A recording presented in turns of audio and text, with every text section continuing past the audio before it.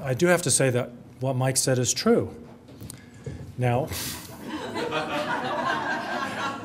what I mean is, yes, we can make a difference, and yes, the time is now. That's what Mike said. That is the real truth to what Mike said. And in fact, it's really quite urgent, and that's why I decided to step up at this time and run. Our city, there's no other way to put it. Our city has bottomed out. We have bottomed out, and it is time to rebuild. I am extremely optimistic. I believe that we can have a very, very bright future. A future where we have jobs, where our needs are met, a future with green parks and open restrooms.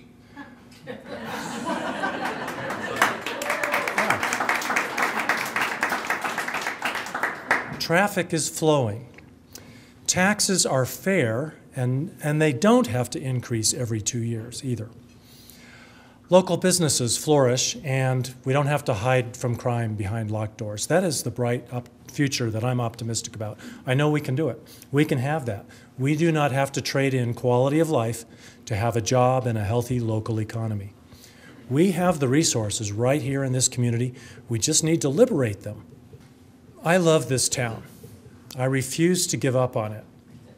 I don't want to watch it deteriorate, and I refuse to let it lose its character, its charm, and the spirit that I know brought you here or keeps you here. And I include me in that too. It's been mentioned a couple times that I was born and raised in Colorado Springs. I was born at Penrose Hospital, baptized downtown at First Methodist Church. My father worked for Colorado Interstate Gas Company, my mother for School District 11. And in fact, my mother, Peggy, is here tonight. So you can decide whether to congratulate her or to blame her. My sister is a pediatric nurse at Memorial Hospital, Cindy Gardner. I think she's here. This town was my oyster growing up. I rode my bicycle through Palmer Park a couple of hundred times, played golf at Patty Jewett, water skied in Prospect Lake. Can you believe that? I bagged groceries at Empire Supermarket. How many of you remember Empire Supermarket? That building is now the senior center at Gulf Acres. That was Empire Supermarket. Boy Scouts. I was a Boy Scout in Troop 23, which met at First Methodist Church. And I was involved in the student government at Wasson High School back when we were state high school football champs. Hard to remember that. This is my town. My soul is invested in it. So I decided to run now because, well, the city is in a state of emergency. The budget is clearly a mess. Vital services are on the chopping block.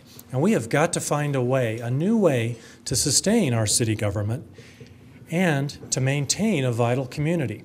Albert Einstein said, we can't solve problems with the same thinking we used when we created them. Think about that. As I feared, this current city council thinks that the solutions to today's problems are to do more of the very things that created them. We can't afford to make the mistakes that we've been making for the past 15 years. The devastation left from a 15-year growth boom is compounding the problems that we face because of the global economic meltdown. Now, this council, they've got both feet planted firmly in the last century. They believe that growth is the solution to the very problems that it created. They believe that growth is going to increase our tax base faster than it increases our costs and expenses. And they believe that it's going to provide community-wide prosperity. Now, I realize this is a radical concept, to question the pot of gold at the end of the growth rainbow. But let's just take a look at our track record. 15-year growth boom. And what do we get? Prosperity? Well, for the multimillionaire real estate developers, I think so. What about the rest of us? Our sales tax rate is 35% higher than it was 20 years ago. Traffic congestion quadrupled. We have a new stormwater fee, and we're now setting the stage for a new fee or tax for the Fountain Creek Watershed District. Double-digit utility rate increases year after year after year, including a 41% increase in our water rates this year alone. Infrastructure backlogs have grown, service levels have declined. Now that is not my definition of prosperity. but it is for the millionaire developers who got this council elected.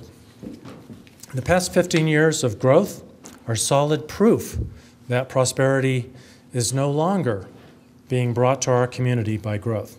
In fact, growth is really sucking our community dry. Community expansion as a prosperity engine, it had its day, but clearly its day has come and it has gone. Well, hold the phone, you might say. Our economy's a mess. We want jobs. Economic development is going to save us.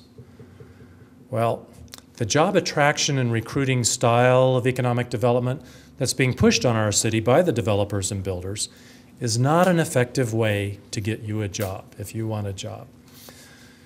The studies show that only 1 in 5 newly attracted jobs go to local residents. Did you know that? 1 out of 5 newly attracted jobs go to local residents.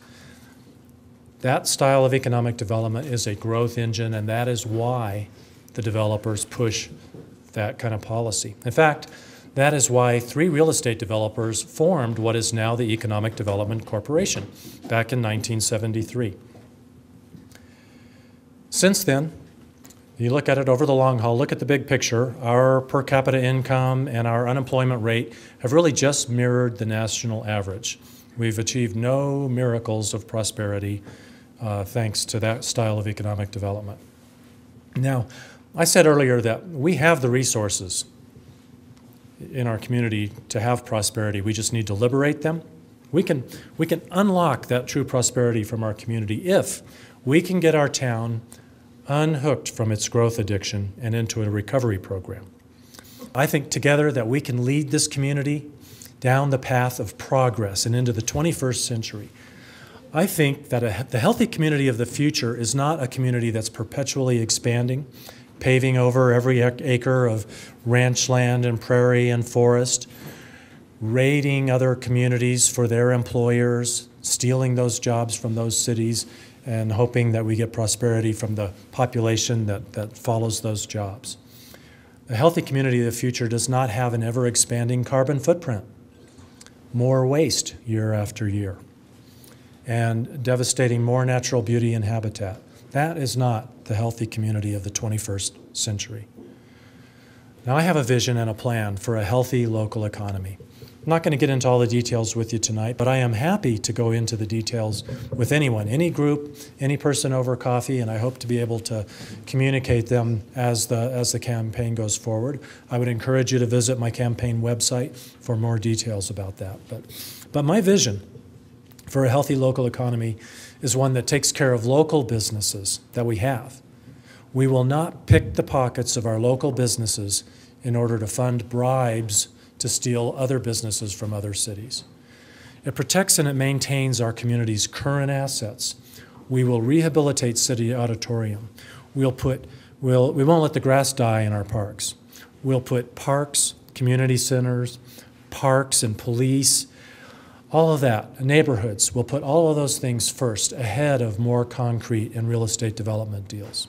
The guys on City Council, all 9 of the people, the men and women on City Council, this council, are good people. They have they have the best of intentions. They want to do what's right for our city. So don't get me wrong, but we have growth addicts on our council, and they're like gambling addicts. You know, a gambler, we all know that gambling doesn't pay. The odds are against you. But the gambling addict, that gambler thinks that he can defy the odds. He thinks he can get lucky. This council, my opponent included, they want to cut their investment in our community and take that money to Vegas and gamble it on growth. This is the very same growth that for the last 15 years has not provided the payday that everyone expected. But they can't see that because they're so entrenched in those 20th century ways. So the question, I think, before us tonight is, can you see it? Do you have the courage to come with me on this journey? Because these are radical ideas. Do you have the courage to walk with me out of the olden days and into the modern 21st century era of sustainability? Well, do you? Okay. Excellent. Excellent.